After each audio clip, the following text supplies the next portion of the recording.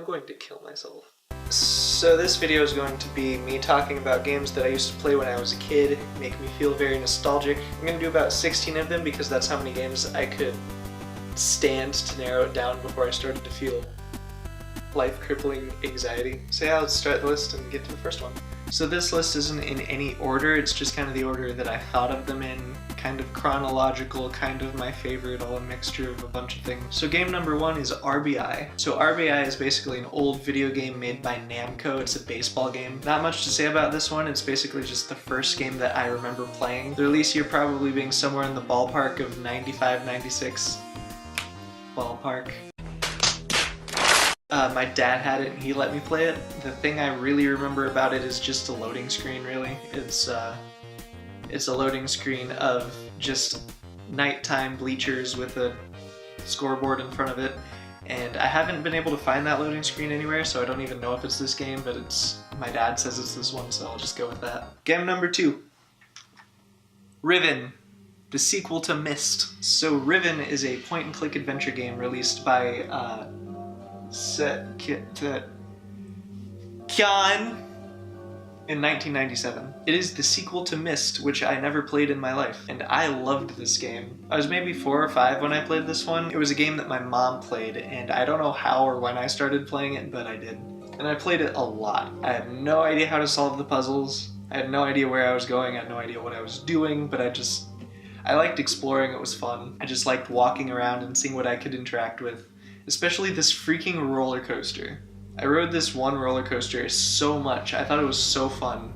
And don't ask me why, it's a freaking video game. And one of the things that really stood out to me then and now is the environment. If you look at this game, for 1997, it looks amazing. It was a lot of pre-rendered pictures that you just kind of navigate, so it didn't have to load in and render a full environment, and had a lot of room for detail because of that. If I were to pick any game on this list to be remade with today's graphics, it would definitely be this one. Especially since we don't need the point and click format anymore, really. To be able to walk around and interact with this world would be just amazing. The game is still really fun to this day. I think it's held up. The puzzles are really good. The story is really good. The environment is gorgeous, so... Ha! Number 3, Pajama Sam. So this one is Pajama Sam, and by association, pretty much every game that was made by Humongous Entertainment. Humongous what? That's what it is. Humongous what? Is that sexual harassment? That includes Putt Putt, Freddy Fish, Spy Fox, and Backyard Baseball. But I like Pajama Sam the most. This whole series was released in the mid-90s. Basically, it's a point-and-click children's adventure game, kind of like Riven, but way the frick easier. And the story in the game is, well, in hindsight, it's really bizarre. Like in one of them, he gets kidnapped by food in his cellar, like he gets straight up knocked out in the dark in his cellar and then dragged away, and then he wakes up in a world that's made of food. It's so freaking weird. In another one, he's eating cereal watching the Pajama Sam TV show that only existed in the game, and then he just like goes up to his attic and then starts like climbing clouds into the sky so that he can fix the weather. It's weird. I think they were sniffing beans or something. But I love these games and I really loved exploring. They were pretty intense worlds. Literally any shot from this game just makes me crippled with nostalgia. I love this game so much that I wrote about it in my 2nd grade journal for class, but my teachers loved that. Number 4 is this one.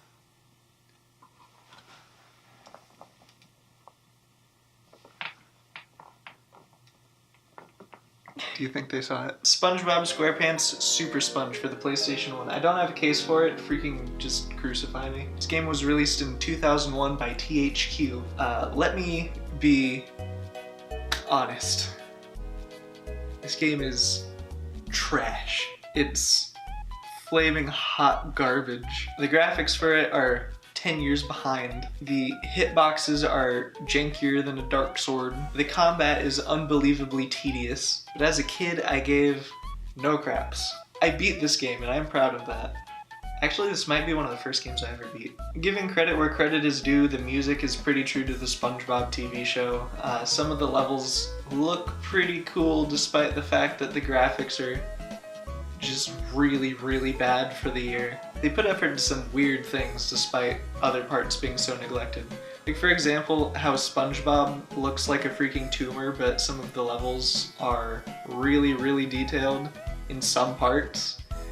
Some of the things in the game are 3D models, and a lot of the other things are just like 2D sprites that are pasted over the top, and it's just weird. It's just weird. It's just bad. Number 5. SimCity.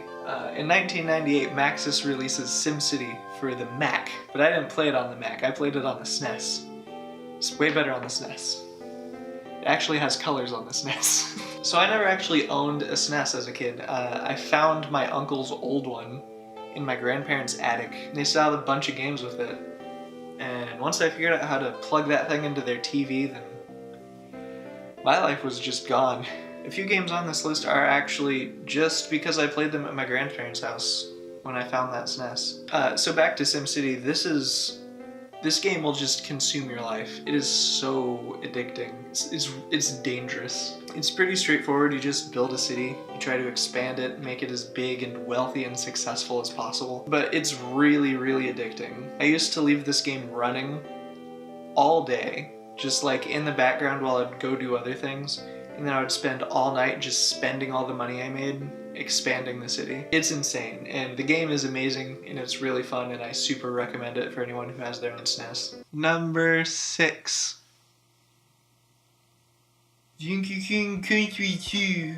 So now we're getting into the games that I think most people know about. Donkey Kong Country 2 was released to the masses in 1995 by Rareware. This one is definitely the best Donkey Kong Country game as far as I'm concerned. I'm very, very concerned. It's an adventure platformer where you jump on crocodiles, you jump on barrels, you ride rhinos, and you eat a cruel and unusual amount of bananas. It was always slightly frustrating to play this game as a kid because I liked playing Dixie so much better, and let's be honest, that glide ability makes her way better. And I didn't know at the time that you could switch characters, so I would always just like straight off kill myself so that I could play as Dixie. Freaking stupid 10-year-old me. Learn the controls. Number 7.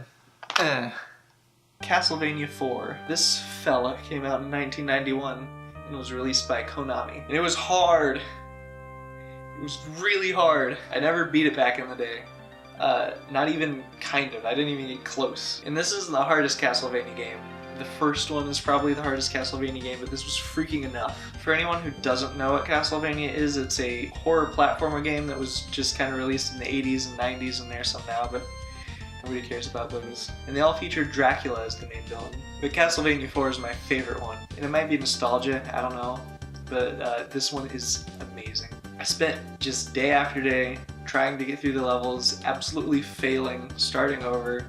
For a good couple years, really, I played this game. Freaking good times with this fella. Number 8.